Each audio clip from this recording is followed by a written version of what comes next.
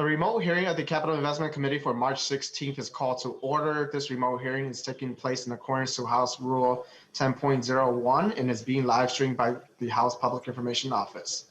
Mr. Lanczewski, please take the roll. Members, you may unmute yourself when your name is called. Representative Fooley. Lee, present. Representative Fooley, present. Representative Mary Murphy. Murphy, present. Representative Mary Murphy, present. Representative Dean Erdahl. Erdahl, present.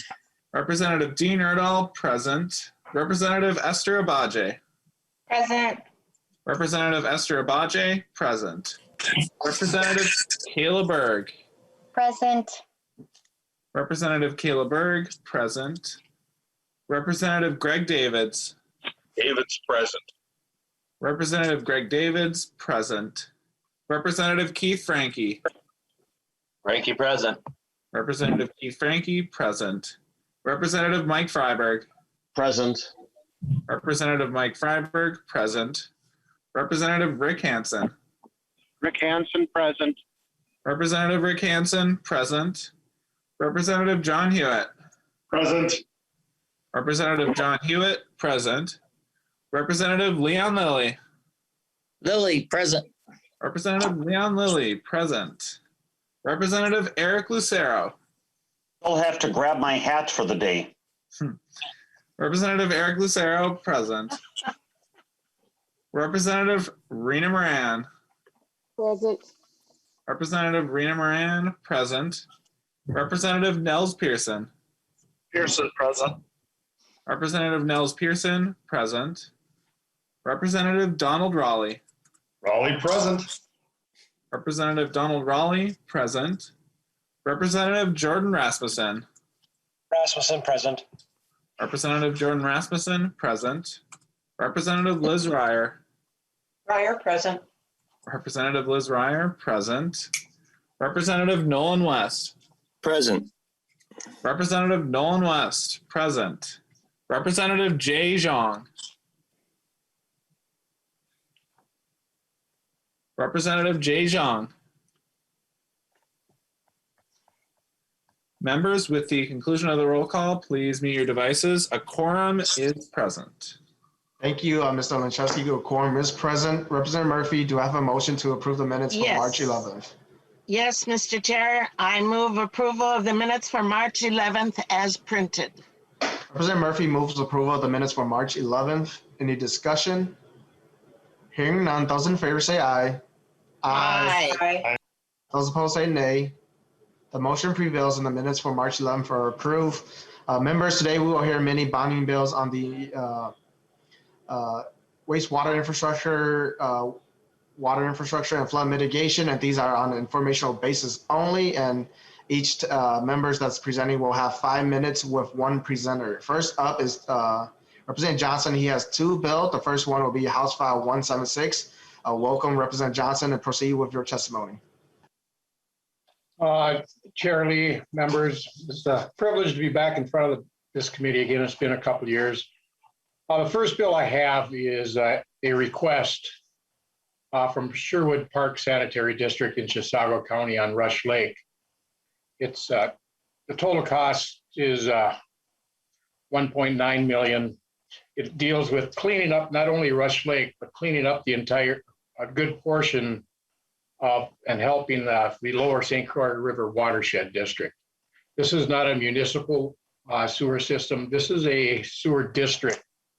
So it's a little different than others. It's not municipality owned, but it's important for cleaning up the lake. Since that has gone in, I grew up in that area. The difference in Rush Lake is unreal. I remember going to softball tournaments, looking at the lake with the sun on it. It was emerald green, which is no longer does that anymore. It's getting much cleaner. And this is to ensure keeping the lake clean. But we also have an issue where there's these septic systems on that, in that area have been condemned. There's not room to put one in. So it's the right thing to do to get those people on this system, but the cost is prohibitive for them to do it. A lot of them are elderly and senior citizens that don't have the capital to put them in, but they want to continue living where they do and they cannot sell their homes until they upgrade as well. So with that, I'm going to turn it over to my testifier. It's Becky Myers, who is on the Sewer District Board. Ms. Meyer, please identify yourself for the record and proceed with your testimony. Hi, I am Becky Myers. I own a small modest home on Rush Lake, and I'm speaking to this bill today due to the water quality concerns of Rush Lake and the St. Croix.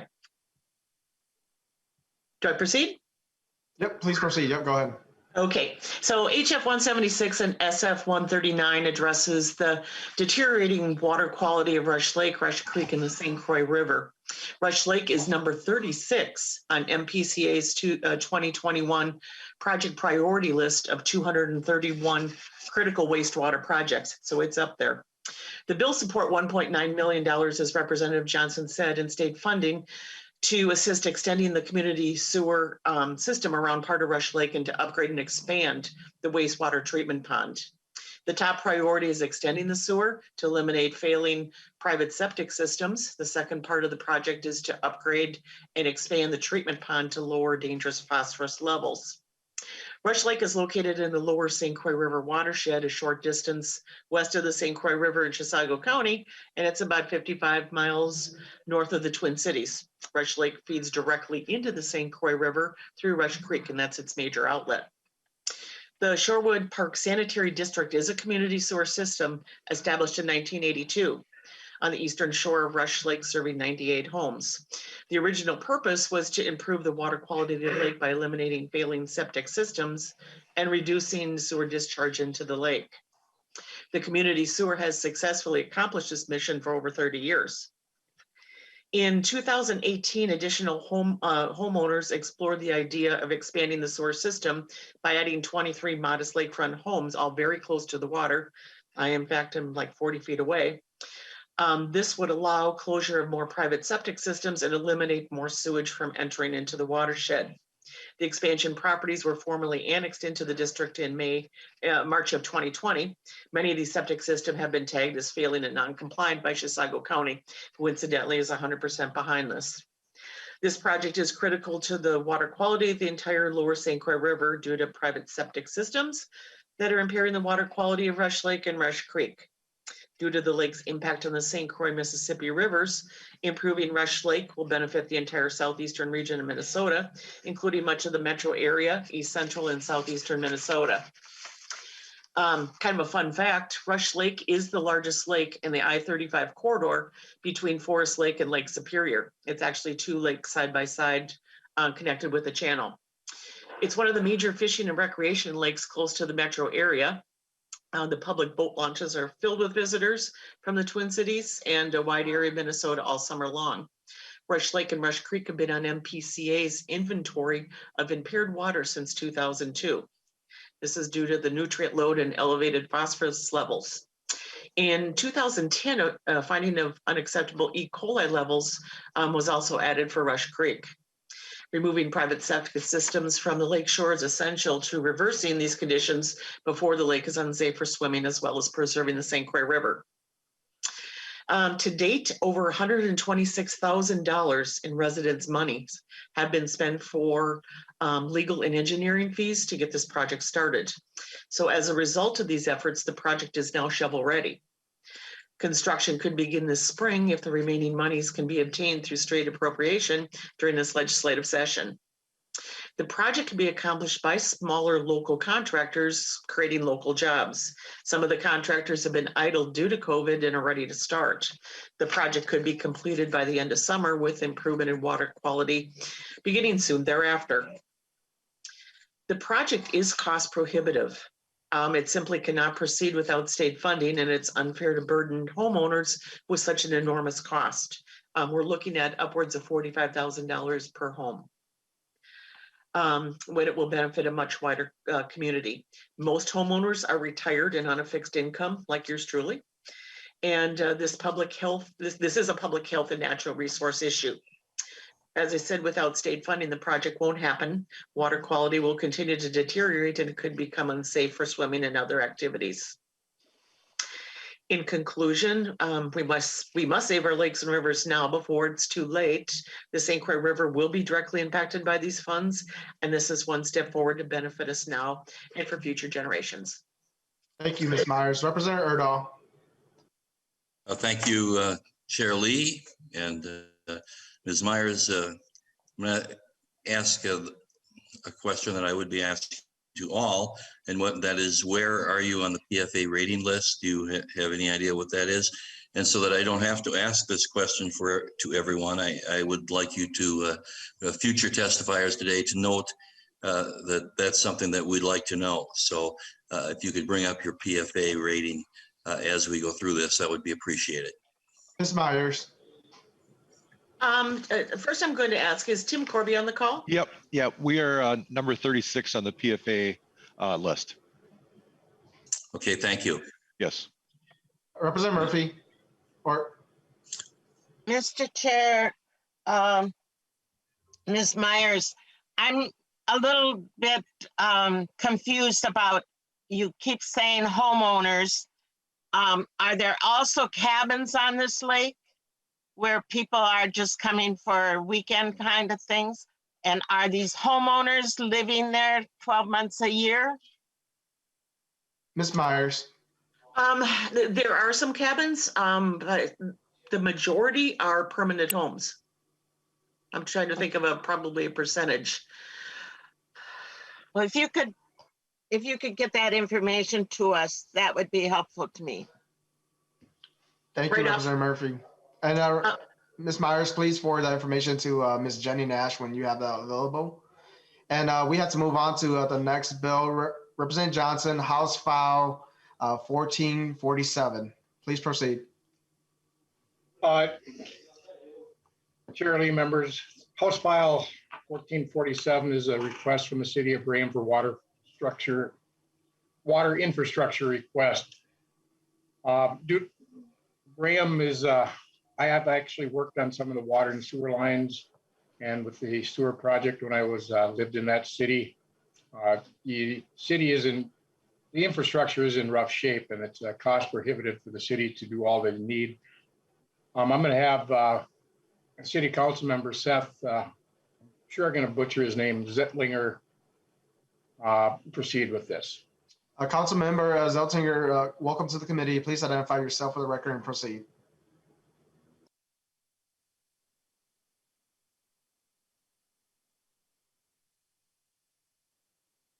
Is the council member on, Ms. Nash?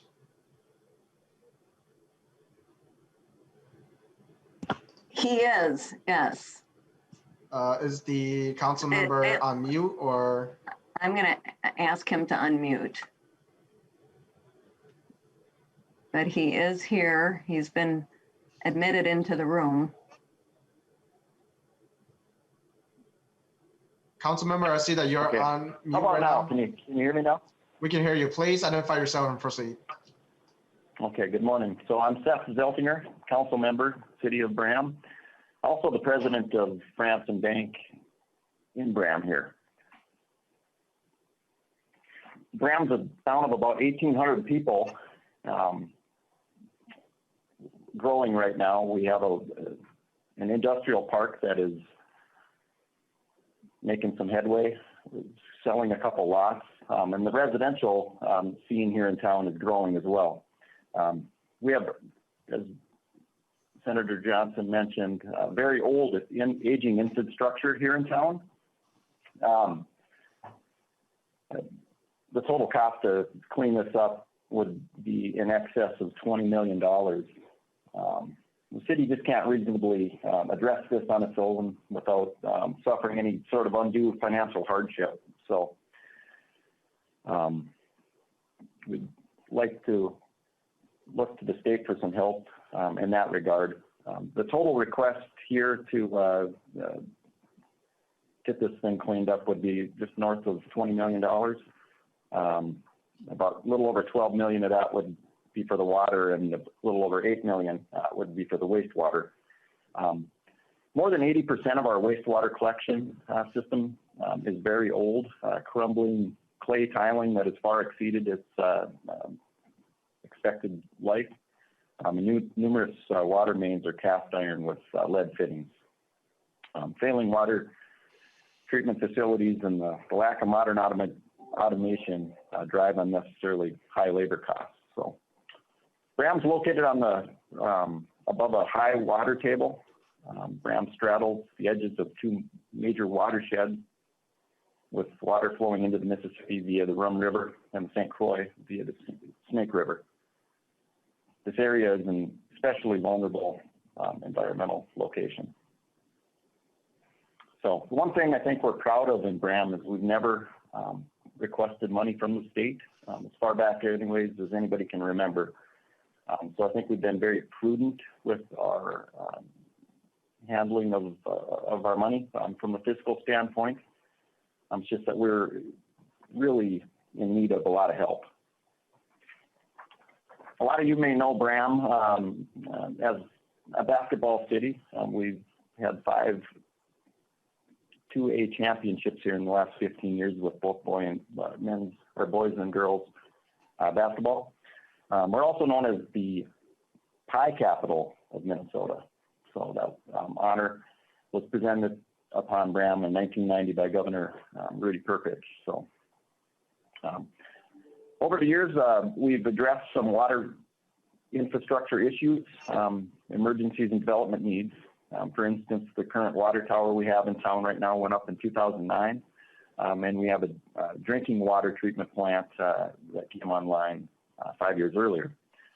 A lot of residential growth in the late 90s and the early 2000s is served by the modern PVC water mains, but older neighborhoods in town, some over 100 years old, and as well as downtown have the cast iron lead fittings. So very dated, very old, badly in need of repair.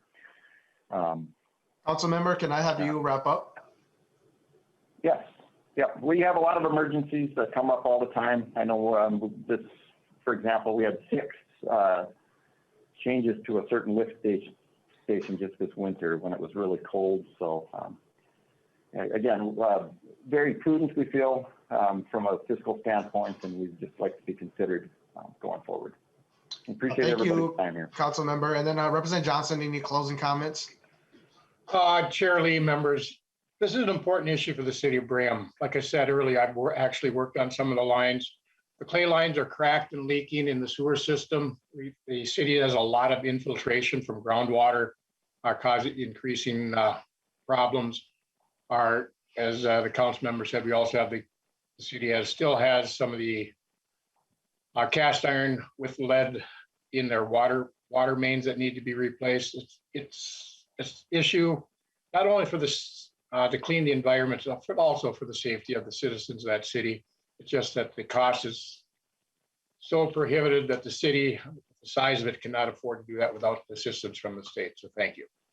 Thank you, Representative Johnson. Next up is Representative Sundin, House File 179. Chair Sundin, please proceed.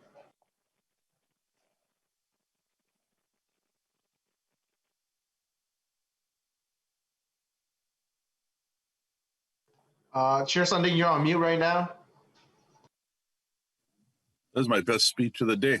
Okay, 179 would capture $5 million from the bond proceeds and direct that to the Public Facilities Authority for a grant to the city of Cloquet for water infrastructure upgrades. I have with me today to describe the project, Mayor Roger Mackey.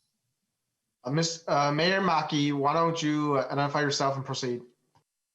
Okay, good morning, Chair Lee and members of the Capital Investment Committee. My name is Roger Mackey and I am the mayor of the city of Cloquet. I want to thank you for taking time to hear from us as well as your consideration of House File 179. The Cloquet Lake Superior Water Line is a 24-mile-long water transmission system which pumps water from Lake Superior to Cloquet. In 1969, the city of Cloquet constructed the $8.4 million water line to support local and regional economic growth. The system continues to operate as a major water supply to Sappi Fine Paper in Cloquet. It also serves as a backup water supply to the municipal water systems in Cloquet and fire protection of the town of Esco and Midway Township located just east of Cloquet. The system begins with an intake structure 2 miles out into Lake Superior and 70 feet of water. Water is pumped across the Superior Harbor and through the city of Superior, Wisconsin. This water eventually crosses under the St. Louis River into West Duluth, where it enters the first of two storage reservoirs. The 2 million gallon reservoir located next to Spirit Mountain Recreation Area is home to Pump Station 2, which repumps water 3.5 miles up and over the hillside to the second reservoir of 5 million gallons, where it eventually travels the remaining 8 miles to Cloquet. The primary user of the water line since its construction has been the Sappy Mill in Cloquet. Prior to 1969, St. Louis River water was the principal water supply for the mill. However, it can be unpredictable in dry years and had the potential to shut down the mill. Since the construction of the Cloquet water line, Lake Superior water has been the primary source of processed water for the mill. Reliability of the water line is critical to Sappy's operation and future growth. With over 700 employees, the mill's economic impact in the region is significant. We estimate that they provide $250 million into the region annually. Their annual personnel cost is $80 million, which is injected into the Cloquet Duluth area. They spend $110 million annually in wood costs, of which $40 million goes to loggers, $40 million to truckers, and $30 million to landowners. In November 2019, Sappy met with Governor Walz and shared with him future investment plans. Sappy's focus is on further diversification of wood-based products for long-term viability. They have a business case completed for extracting naturally occurring sugars from their wood to be a raw material in many commercial products. This sugar investment potential is between $100 and $200 million. This project would require an increase in water supply through the city of Cloquet water line. Over the years, the combined average demand has steadily increased from 7 million gallons per day to over 12 million, which is near or at the current pumping capacity. The vast majority of the water used in the Sappy production process is treated and returned to Lake Superior via the St. Louis River and the Western Lake Superior Sanitary District. With over 50 years of service, pumping approximately 3.9 billion gallons a year, much of the water line system needs repair. Recent engineering studies have prioritized capital investment needs. The failing electrical system requires investment as its poor condition is coupled with a lack of capacity to meet growing demands. Supplying vital storage and surge capacity, the two reservoir structures are also original and the coating systems have reached the end of their useful life. These systems require major capital investment if operations are to continue to support the industries and families of our region. In total, these three priority projects are estimated to require $5 million in capital investment. These vital investments would help ensure this critical piece of infrastructure remains in service for years to come while helping to prepare for the future needs of our local industries. This capital investment is vital not only to the city of Cloquet and Sappy Fine Paper, but to the entire regional economy. The city of Cloquet relies heavily on this system's operation.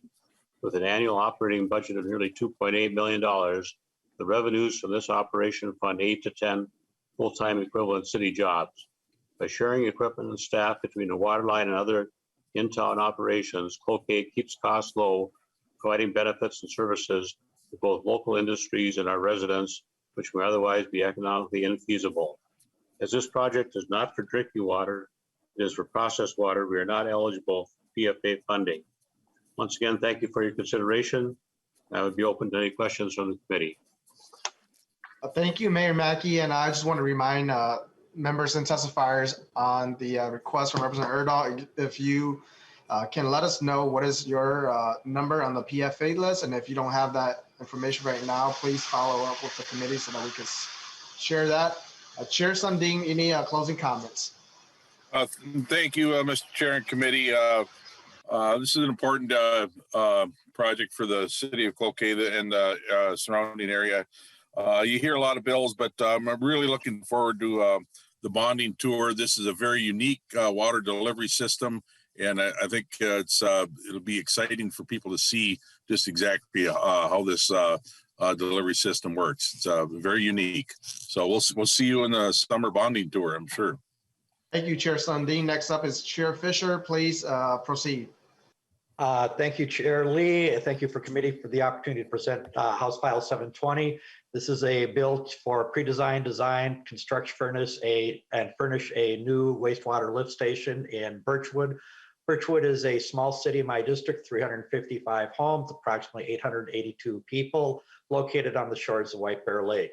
The current wastewater lift station is deteriorating. We currently do not have a PFA number. We are in the process. I'm in the process of connecting the local mayor with the PFA to get them involved in that process. I do have Mayor Wingfield with me to provide more details. Mayor Wingfield, please identify yourself and proceed with your testimony. Thank you. My name is Mary Wingfield. I am the mayor of Birchwood and have been for the last 10, 12 years. We're looking for aid in replacing this lift station. The amount is in excess of 500,000, but 500,000 is what we're looking for.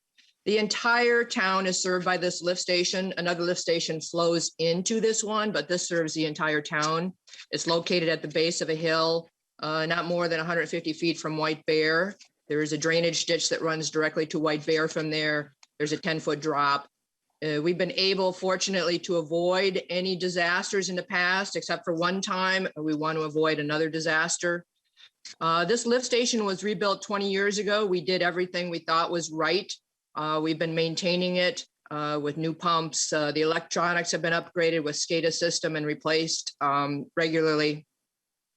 So the problem is last year, the White Bear Township had a water main break about a half mile away, which is a considerable distance, but there's a limestone substrata in that area, and the water ran through that, through a line directly to our lift station and totally flooded it out, destroyed the interior electronic components. We were offline. So the entire town was offline for lift services for 3 days plus. We run vac trucks and regular pumping, bypass pumping for that time. So we scrambled, but in the process, all the water that inundated our facility destroyed the electrical. They are now susceptible to routine corrosion. And as much as we've had insurance to replace the electrical, this is now going to be an ongoing problem for us forevermore. And that's as much as we could get from our insurance from the League of Minnesota Cities based on the circumstances. So the problem with the lift station is, despite everything that we've done, it's functionally obsolete. It's in violation of OSHA. It requires a man to be a person to be above ground and a person to be below ground to check the system. They no longer use that kind of system, as I think you're probably aware. Actually, we had our plumbing inspector's father die in a manhole in Mahtomedi as a result of this type of system. It's a bad system. So if we were to repair this system, it's we have to, but we're literally pouring money down a rat hole. So we actually had a lift station go offline 2 years ago that we fixed 100% by ourselves. We took it offline. It was a $400,000 bill. We're now relying on gravity instead of any electronics and the like. We were able to share with White Bear Township their system. So we're doing everything we can to do the right thing to make White Bear safe. But the important thing to know is that we spent down our rainy day fund. 400,000 exceeded our annual budget. We had to increase taxes by 30% as a result to start recouping our money. We have no commercial real estate in our town. And this has had a large impact on our community. So we kind of feel that we're a victim. We didn't do anything wrong. We're trying to do the best we can for ourselves, but also for White Bear Lake. And we want to be diligent and get after this. So we have not, we didn't know we had to be on the PFA, but we can do that expeditiously, as Representative Fischer said. And I think most importantly is this is just, we've been a victim by an act of God, and little towns don't have the wherewithal to be able to just step up and say, oh yeah, we'll just build a new lift station this month. So that's what we're looking for. I understand everyone has good concerns and causes, but I hope that you folks find that this is rises to that level of an urgent need. Thank you for your time. Thank you, Mayor Wingfield. Chair Fischer, any closing comments?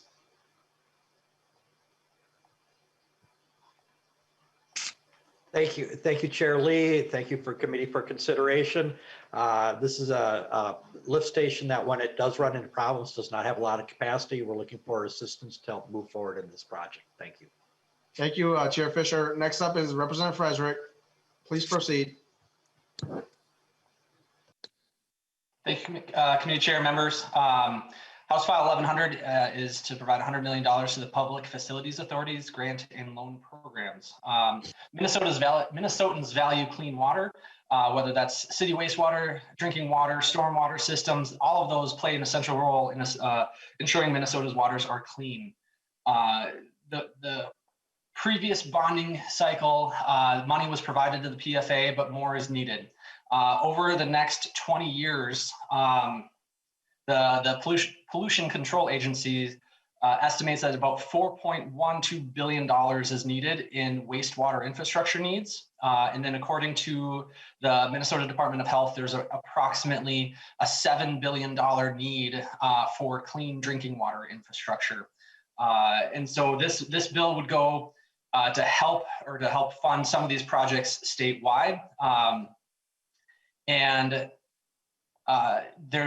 Hopefully the members ever received a packet of kind of where this money is going. It's going to different projects all across the state. I believe this committee heard from Susan Arntz, who's the city administrator of Mankato previously, and now city administrator from Fairmont, Kathy Reynolds, is here to speak about one of these projects as well.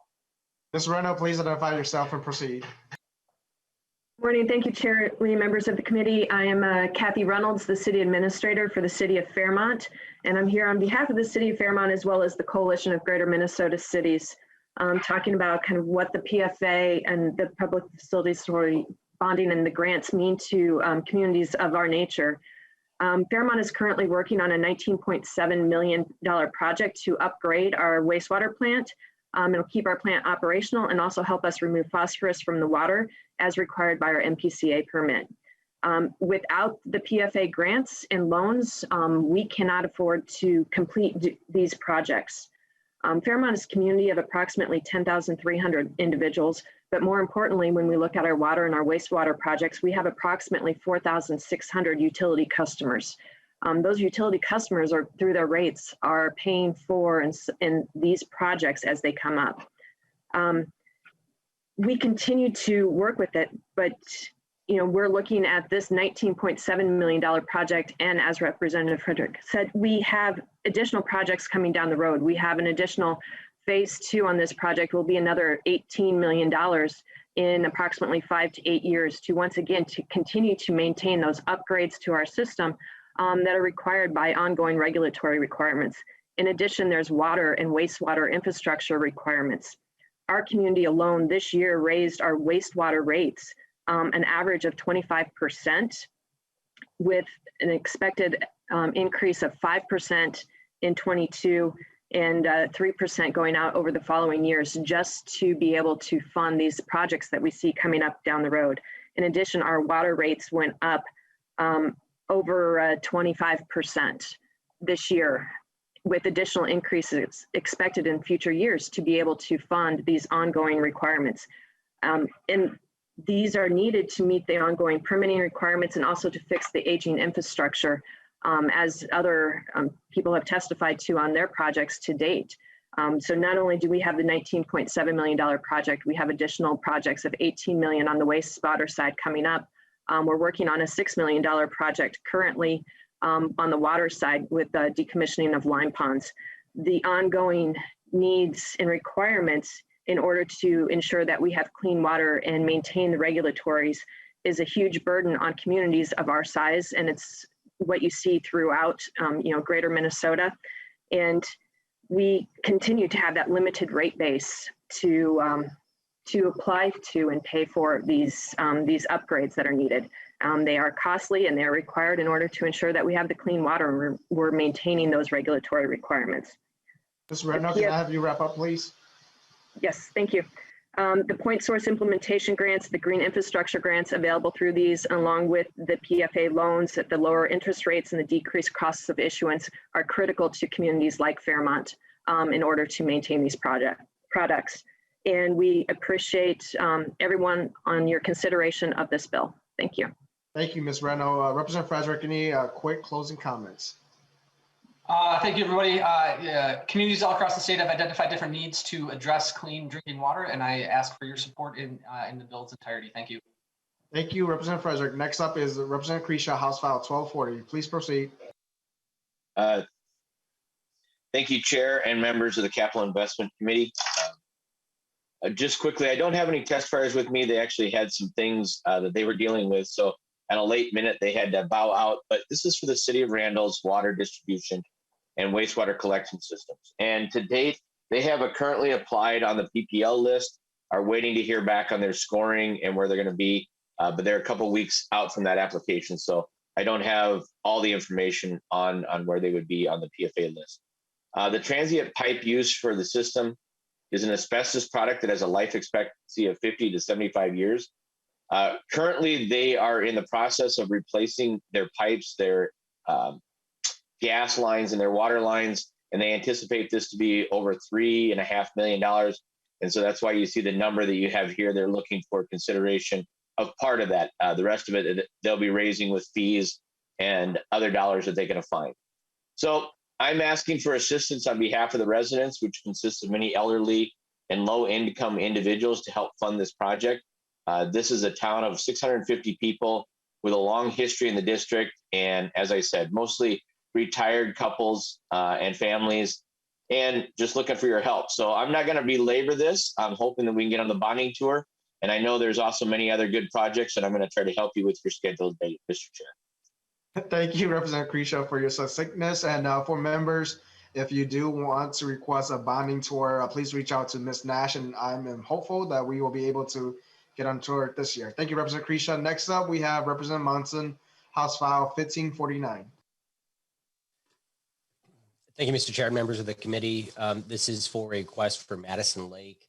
They are number 65 on the PPL list, and this specific request has to do with Highway 60, which MnDOT is tearing up that goes to the center of town. So it was Madison Lake's been forced to make some changes earlier than they had thought. I do have a couple of just minor amendments to the bill, and just striking the words pre-design and design out of the bill, since the project has been moved up so quickly and it's expected to be done by July 1st of this year, or we could use this money for kind of the next phase of the project along Lake Shore Avenue as opposed to Lake Avenue, which is in the bill. So I could make those changes after the bill's laid over, but I have with me today the City Administrator, Jeff Shoebridge, and he can speak to the specifics of the project and ask questions. Thank you, Representative Munson, for those requests. Please make sure that Ms. Chelsea Griffin, our nonpartisan researchers, have that. And as we move along the process, if this is included in the bonding bill, that we have that language. Thank you. Mr. Shoebridge, why don't you proceed, identify yourself and proceed. Thank you, Chairman Lee and members of the committee. My name is Jeff Shoebridge. I'm the City Administrator for Madison Lake, Minnesota. As some of you are, I'm sure many of you are aware, we have adjacent to us Madison Lake, one of the premier fishing lakes in southern Minnesota, and we are in a really bad spot in that over the years, in roughly 2008, our wastewater treatment plant failed. We then contracted with the neighboring city of Mankato to handle that, and a series of infrastructure issues. Our budget is $2.3 million. That is total operating and capital. We've identified $7 to $8 million in infrastructure repairs required. We're currently number 65 on the PFA list for rehab for our collection system. And if I could,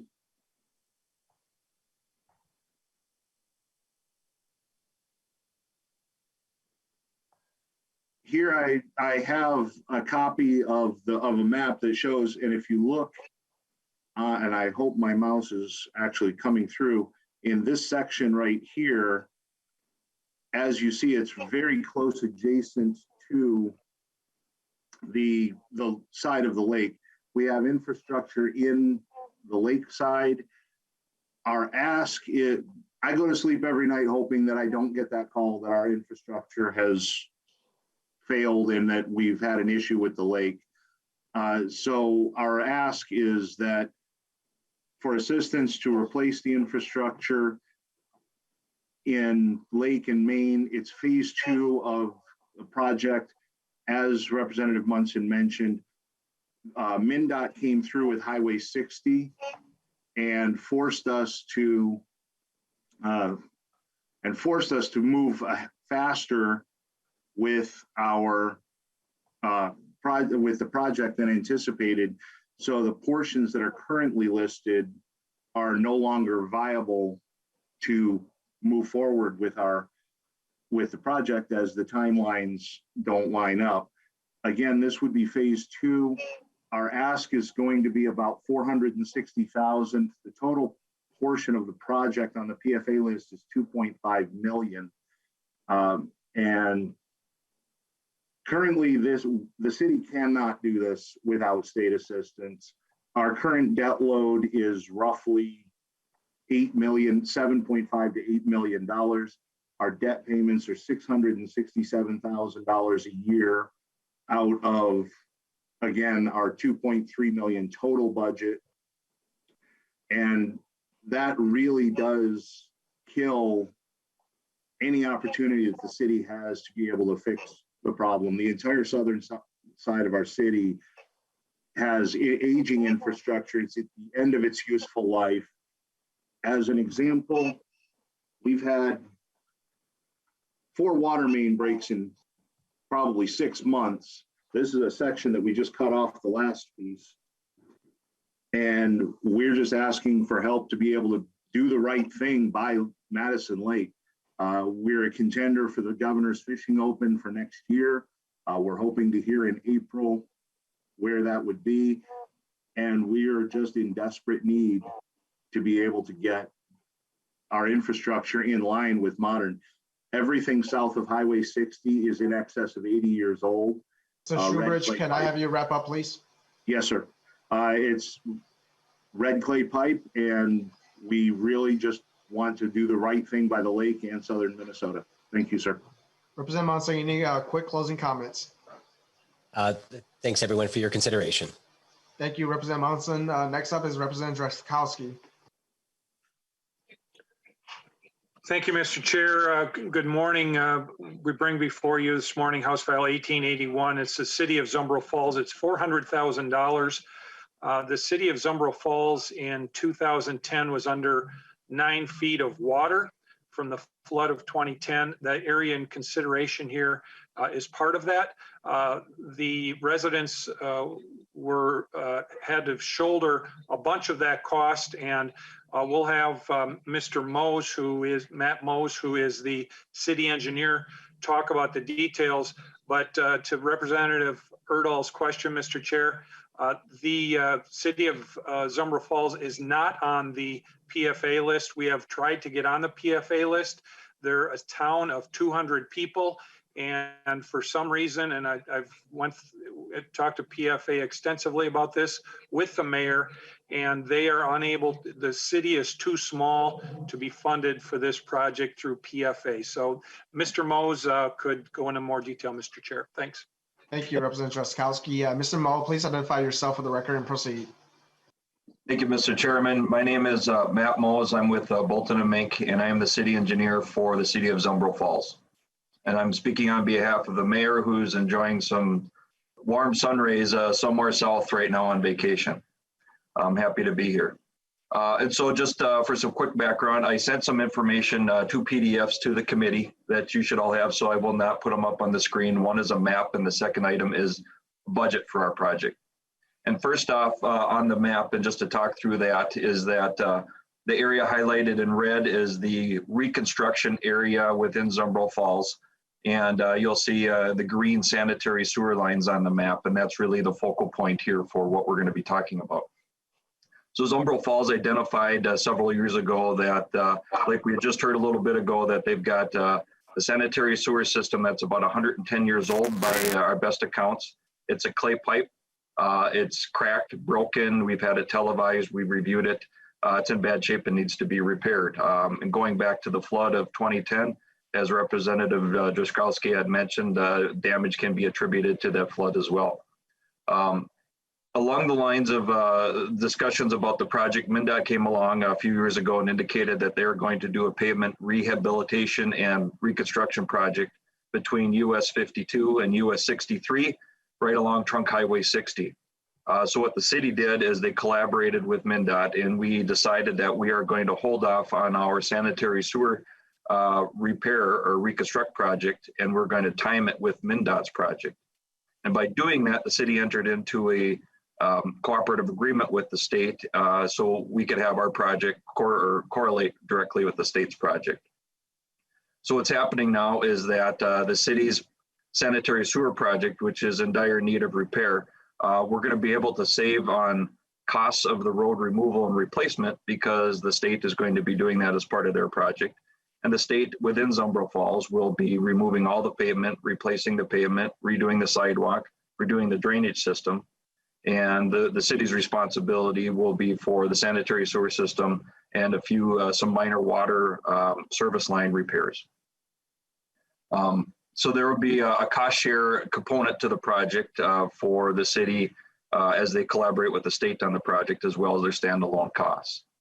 And then just up on my screen, so I've got that for reference here, I'm going to flip over to the budget.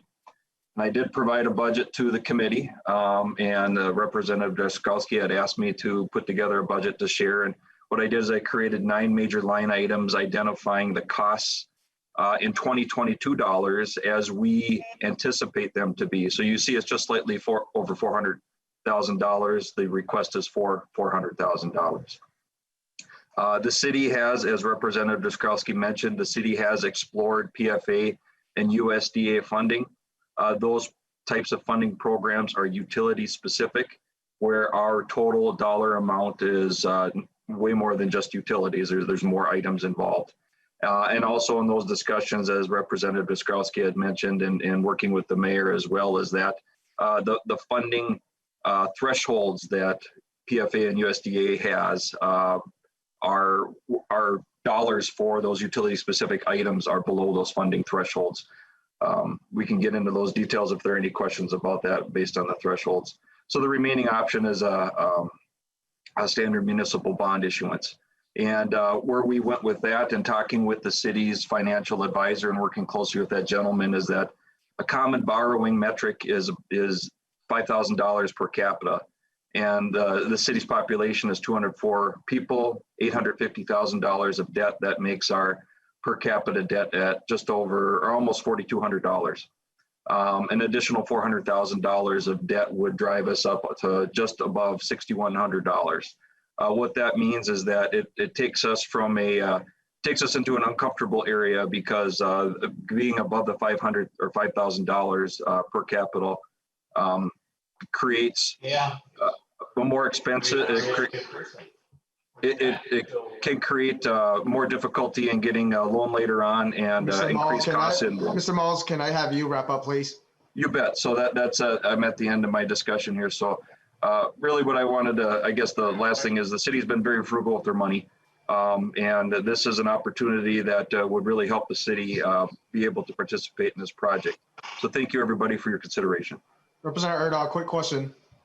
Thank you, Chairman Lee. And Representative Drazkowski, you're an experienced veteran member, but we've got some new members on this committee.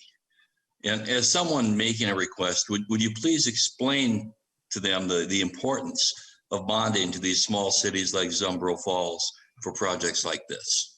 Representative Drazkowski.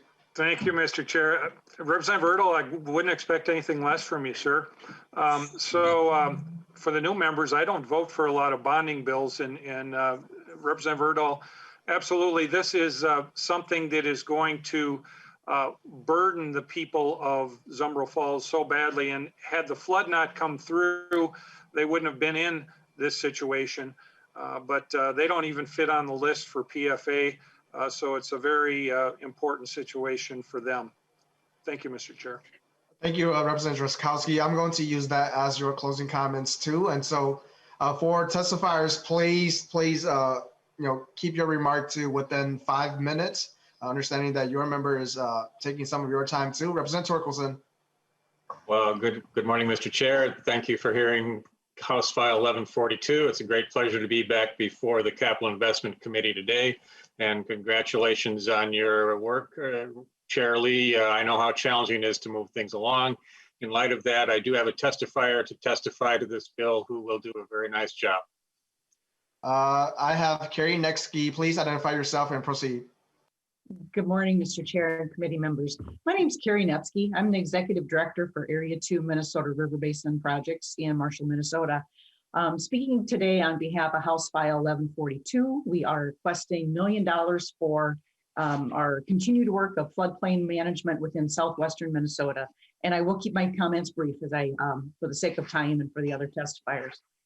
The Area 2 watershed stems from Ortonville all the way to Mankato along the south side of the Minnesota River, and it includes 5 of the upper headwater reaches of river systems, including the Yellowbank, Wacaparl, Yellow Medicine, the Redwood, and the Cottonwood. We've been talking about flooding a lot during the testimony this morning, and that's exactly what I'm talking about too. It's no different, if not even worse, in our corner of the state. Area 2's approach to flood damage reduction over the past 43 years has been to basically stop it where it falls. So along the Buffalo Ridge, which is more commonly known for all the wind turbine generators built upon it, it creates extreme flooding conditions for our areas. The water basically comes from that ridge, which is about 1,000 feet higher than the floodplains below, rushes down that steep slope onto the floodplains and into the Minnesota River. Some of the elevations that we deal with in the Yellowbank watershed, we have elevation drops of up to 92 feet per mile. In the Redwood River, it's about 50 feet per mile. And if you compare this to the Red River Valley, where you hear about flooding, you're looking at a few feet per mile there. A simple illustration I always like to use is if you take a gallon of water and you have just a playground on the children's, playground, pour that gallon of water down that slide and watch that gain the velocity and the force as it gets down to the bottom and it just comes shooting out. In the Red River Valley, you take that same gallon of water, it's like pouring it on your kitchen floor. It basically just spills out evenly and over a large amount of area. So that's a real easy comparison of the different types of flooding that we have. Southwestern Minnesota also has another unique form of flooding. It's called crossover flooding. Because the elevation at Ortonville is so much greater than at Mankato, that the rainfall can actually skip watershed boundaries. So actually the Yellowbank can spill over into the Yellow Medicine, the Wacaparl into the Yellow Medicine, and all the way down to Mankato. That's been coined crossover flooding. And it's extremely unique, and it's only in southwestern Minnesota where you're gonna see that. So our flooding dilemmas are actually twofold in our area. Area 2's proven approach has allowed for landowner-friendly and voluntary solutions to handle floodwaters and to reduce the floodwater damage that happens to our stream banks and also the sediments and nutrients that enter our impaired waters. My reason for testifying today is basically for the continued need of construction funding, the $1 million that we're requesting. Our past bonding appropriations began back in 1996. Since then, we've utilized $4.45 million and have created over 7,800 acre feet of floodwater storage. And this is new storage areas, not existing. Not only have we successfully used these appropriations, but our local match, which is supposed to be $1 of local to every 3, we have by far surpassed that. So we are doing a very efficient, good job of using the state funds. Likely the funds also do not pay for administration. This is strictly construction related funding. So we're paying the contractor, we're paying the engineer, paying for the permits, anything that is construction eligible expenses. So again, it is shovel ready to go. Our 43-year success actually speaks for itself if you can check out our website. By doing our part to reduce the flood damages and to keep those sediments and nutrients on the land and at the headwaters, we're bettering the Minnesota and the Mississippi River for the generations to come. With that, I would like to thank the committee for allowing my testimony today and to consider our request. Thank you, Ms. Nexke. Representative Torkelson, any closing comments? Well, thank you, Chair Lee and members of the committee for hearing this important bill. Area 2 has a great track record of using these funds very effectively to improve the environment of southwestern Minnesota. Thank you and have a great day. Thank you, Representative Torkelson, and welcome back to the committee. Next up, we have Representative Keeler, House File 1414. Please proceed. Thank you, Mr. Chair and members. I'm here to talk about House File 1414, which seeks $17.5 million to continue Moorhead's 2009 flood mitigation plan. It's designed to improve our city's resiliency in facing frequent and destructive flooding. To answer Representative Erdahl's question, flood mitigation, as I know it, is not part of PFA, but we are on the DNR's list for flood mitigation projects. I'm going to pass it over to our city engineer, Bob Zimmerman. Mr. Zimmerman, please identify yourself and proceed. Mr. Chairman, members of the committee, thank you for the opportunity to testify today. My name is Bob Zimmerman. I'm the city engineer for the city of Moorhead. Thank you for your past support of the state's flood hazard mitigation grant program and the funding the city of Moorhead has received through that program. This program has been an important resource to communities across the state striving to be more resilient by addressing devastating flood impacts.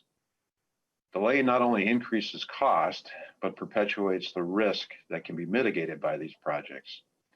While the DNR staff managed this program very effectively, demands are great and the backlog of needs significantly exceeds the amount of funding allocated to the program in recent years.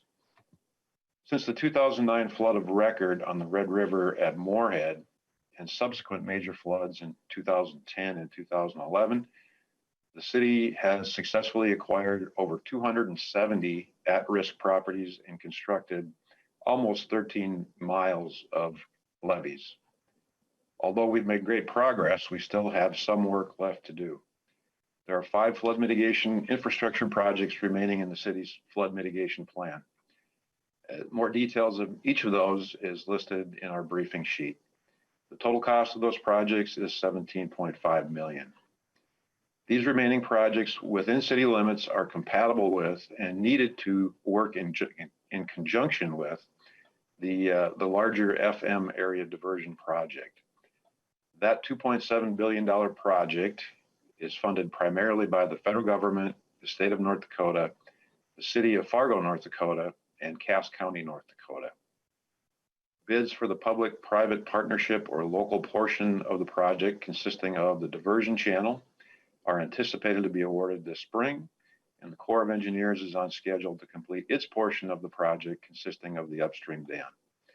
Just to be clear, the city's request is to fund the final remaining projects within city limits that are essential to the overall function and benefits provided by the larger FM diversion project and leverage the investments of those other funding partners. Thank you for your consideration of our request and your consideration of robust funding to this very important state program. Thank you, Mr. Zimmerman. Representative Keeler, any closing comments? Thank you, Mr. Chair and members, for listening to this. The city of Moorhead is extremely eager to complete our flood mitigation so permanently we can move forward for protecting our beautiful city. Thank you. Thank you, Representative Keeler. Next up, we have 2 bills from Representative Nash. The first one is House File 1699. Representative Nash. Good morning, Mr. Chair. Thank you for giving a hearing to House File 1699 for the city of Watertown. I understood you wanted to ask for the PFA ranking on this. It is number 47.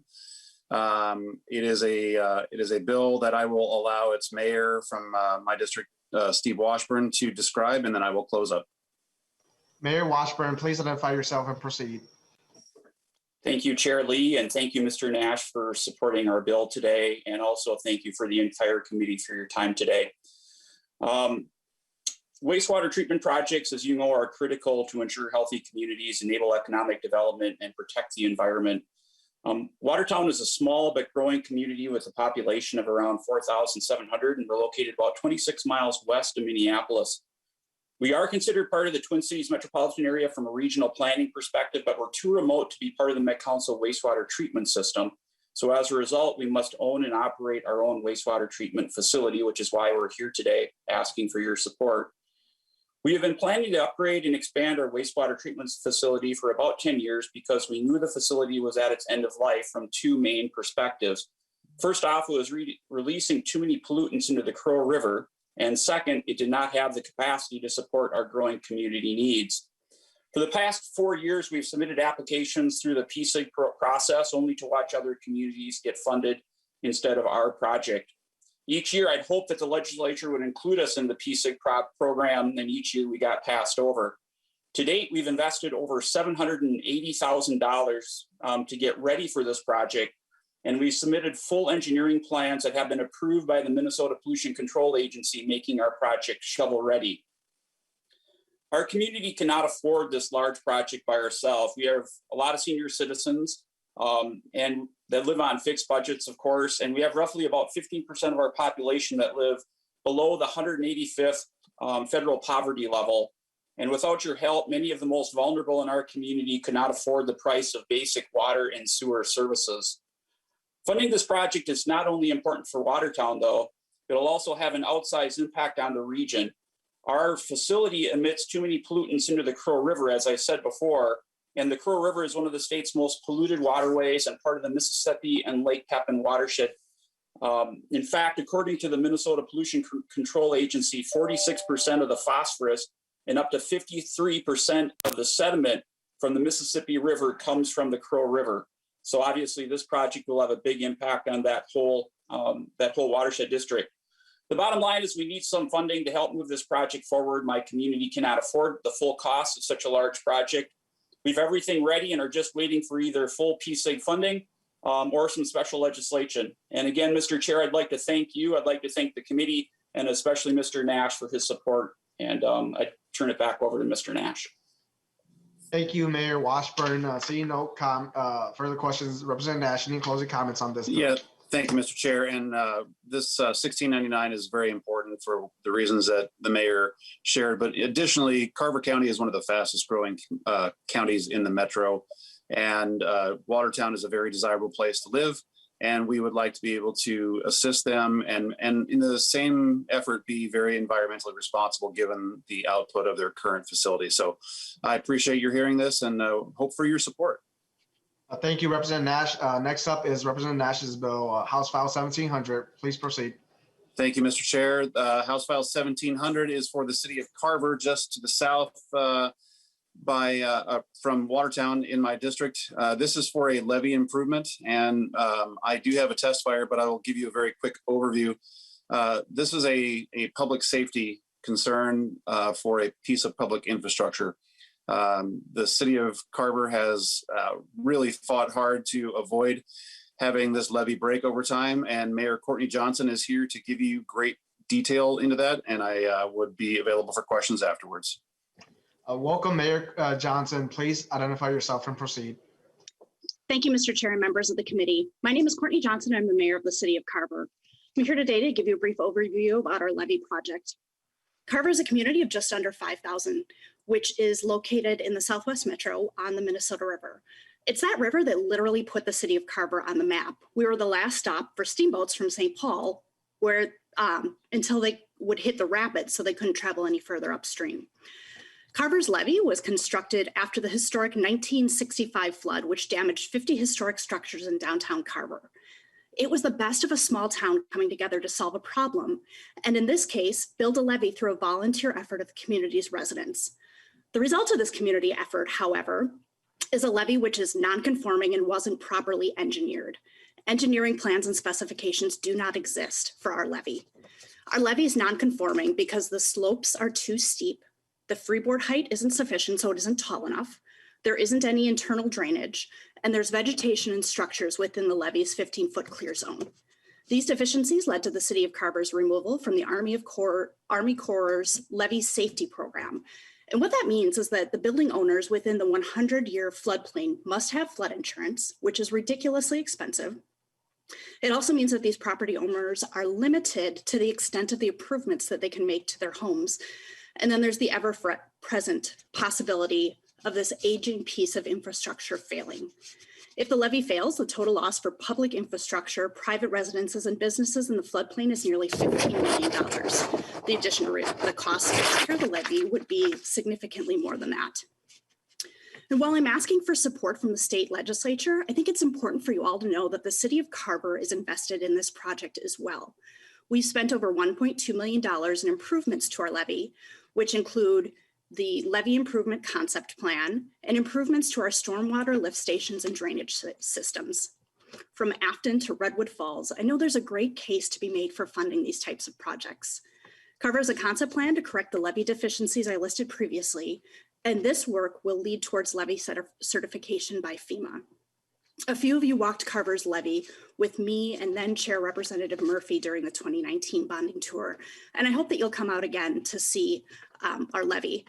When you all came to visit, the Minnesota River was at flood stage, which wasn't rare that year as it spent more weeks at or above flood stage in 2019 than it was below. We know that something must be done to make improvements to the city of Carver's levee, and we're working on borrowed time when it comes to this aging piece of infrastructure. In Carver, we're no stranger to floods. In fact, we have a reputation for flooding.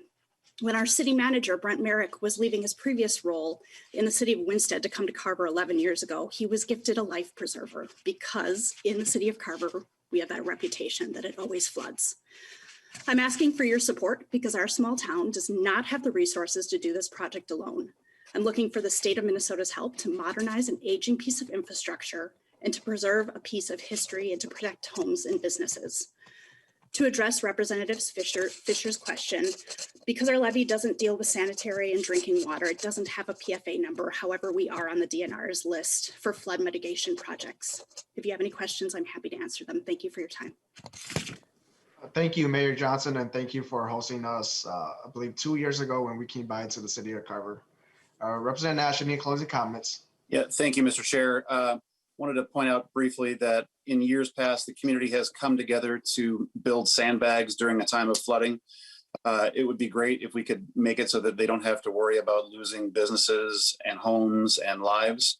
And the mayor didn't share this because it may be true or it may be partly urban legend, but the building of that levee, as I've heard it from some of the old timers that helped build it, there are cars that are being used, as we believe, as some of the building materials at the bottom of this levee. And that's just not a very good building material to assign to such an important piece of infrastructure. So I would appreciate your support for House File 1700, Mr. Chair. Thank you. Thank you, Representative Nash. Next up, we have two bills from Representative Morrison. The first one is House File 2051. Please proceed, Representative Morrison. Thank you, Mr. Chair. Mr. Chair and members, I appreciate the opportunity to present House File 2050, a bill to appropriate $4.5 million from the Bond Proceeds Fund to the PFA for a grant to the city of Minnetonka Beach to replace its water treatment plant.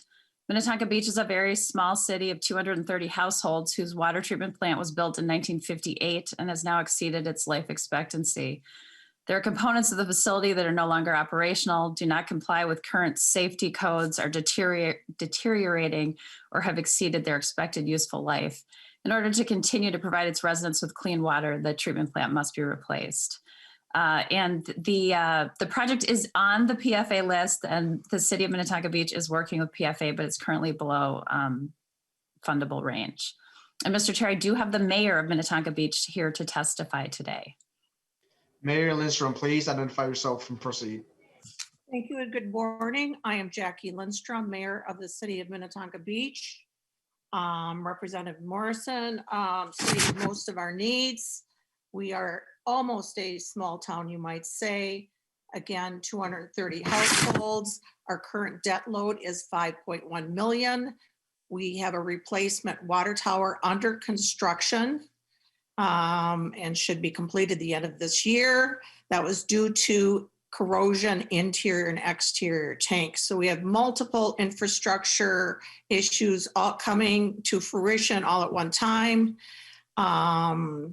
Looming in the next 10 years is $25.2 million worth of debt load. That is to replace streets and storm sewer. 4.4 of that is to replace the remaining 85-year-old water mains. So in closing, like the city of Braham, Minnetonka Beach has never asked for state financial aid, but we've come to the tipping point of what our citizens can carry as far as debt load. We desperately need your help in helping fund this new water treatment plant replacement. There's photos in your virtual packet that demonstrate the need for this plant. And I ask for your support and thank you for your consideration.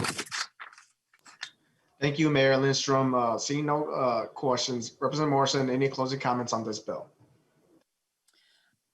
Thank you, Mr. Chair and members, for considering this project. I think Mayor Lindstrom did a great job of explaining the need in Minnetonka Beach. Thanks for your consideration. Thank you. Next up is Representative Morrison, House File 247. I understand that you have a technical amendment for us to refer to, coded H0247-A1. Do you want to speak to that before your presentation? Technical amendment, as you say, Mr. Chair. Thank you. Okay. Why don't I see that you have the mayor of Tonka Bay. Do you just want to proceed to your testifier, or do you want to make some comments first? Mr. Chair, I am happy to proceed with my testifier, the mayor of Tonka Bay. Okay. Mary Jennings, please identify yourself and proceed. Great. Thank you, Chairman Lee, committee members. Thank you for the opportunity to address you today. My name is Adam Jennings, and I'm the mayor of Tonka Bay. I'm here before you today to respectfully ask for your support to help us replace the main water line that runs through the heart of our city by requesting assistance in the amount of $1.5 million in this year's bonding bill through House File 247. For those of you who may be unfamiliar with the topography of our city, Tonka Bay is essentially a long, thin strip of land that separates upper and lower Lake Minnetonka. Our main street is effectively a 2-mile stretch of County Road 19 with houses and neighborhoods on either side serving roughly 1,400 residents. The water needs of our community come from a main water artery that runs along the length of this road with smaller branches peeling off each side to feed various homes. Depending on the location of a break within this main line, we can find ourselves without water on a few streets, or in a worst case scenario, throughout the entire town. Breaks often disrupt service for several hours. In February of 2019, our city began to experience a significant increase in water main breaks along this main water line. In the last 2 years, we have experienced 23 breaks at an average cost of roughly $12,000 per break. Over the past decade, the city has set aside $20,000 each year to cover these breaks and has largely met that budgeted target. In 2019, however, costs jumped 590% relative to our budget for a total annual cost of $136,000, and it did so again in 2020 by 392% for a total annual cost of $144,000. To put this in perspective, Tonka Bay has an overall annual operating budget of $1.2 million. The $12,000 cost of a single break represents 1% of our overall annual budget. With the influx of several emergency repairs to the tune of 10 to 12% of our annual budget, these costs have had a significant impact on our city's finances, and with the unpredictability of what we're dealing with, could easily continue to do so in the foreseeable future. Having been installed in the early 70s, we've been told by our city engineer that our water line has already surpassed its average useful life. Working in conjunction with them, we've estimated the cost of replacement to be roughly $3 million. Our hope is to cover half of this investment through the state bonding process while financing the other half through conventional financing that would be covered through our water rates. Under this shared scenario, the estimated debt service for this repair is approximately the same as the cost currently being incurred relative to the increased number of breaks in our system. In addition to helping to head off the costs in an economic and a holistic manner, an overall fix would also help mitigate much of the unpredictability and safety issues that come from repairing the water line. As one of the main corridors within the lake community, County Road 19 is oftentimes busy. Extended periods of emergency work put our public works staff at risk, and it hasn't been uncommon for them to be working through the night in sub-zero temperatures when problems occur as well. We would also be addressing the unpredictability of these breaks and the impact it has on the community. Between myself and other council members, there have been more than one resident who's told us stories of being left without water while getting ready for work in the morning. With one resident, in fact, losing water during a shower with shampoo in their hair. Thankfully, this hasn't happened to me, but I think you can understand the frustration of a disruption that is otherwise a basic need and service provided by the city to our residents. Anything we can do to help mitigate these issues would be very appreciated. Again, thank you for your time this morning, and on behalf of the residents of Tonka Bay, I respectfully ask for your assistance and stand ready to answer any questions you may have. Specifically to Representative Erdahl, we are in line for the 2022 PPL. We don't know where we are in the ranking, but we should know by this summer. We've been told that we're probably on the borderline, so we could either fall within or possibly with, outside of the PFA ranking. Thank you, Mayor Jennings. Representative Morrison, any closing comments? Just, Mr. Chair and members, appreciate the opportunity to present these critical water infrastructure bills from our small communities in District 33B, and special thanks to who joined us this morning. Thank you, Representative Morrison. Next up is Representative Hansen, House File 130. Chair Hansen, please proceed. Thank you, Mr. Chair and members of the committee. House File 130 is another critical infrastructure wastewater bill. I want to thank Vice Chair Murphy and members of the committee for the investment in West St. Paul last fall. We're back again with a request for $2.8 million for critical wastewater infrastructure, a lift station for lift stations 4, 3, and 6. And I have with me West St. Paul City Councilor Lisa Angsarn to describe the need. Councilmember Angsarn, please identify yourself and proceed. Thank you, Chair Lee, and all the Capital Investment Committee for hearing this bill and for allowing me to share with you today. I'm Lisa Angsarn, a City Council member in West St. Paul. Some of you had the chance to visit us in West St. Paul on the last bonding tour the committee was able to take in fall 2019, and I thank you for spending it at one of our aging lift stations.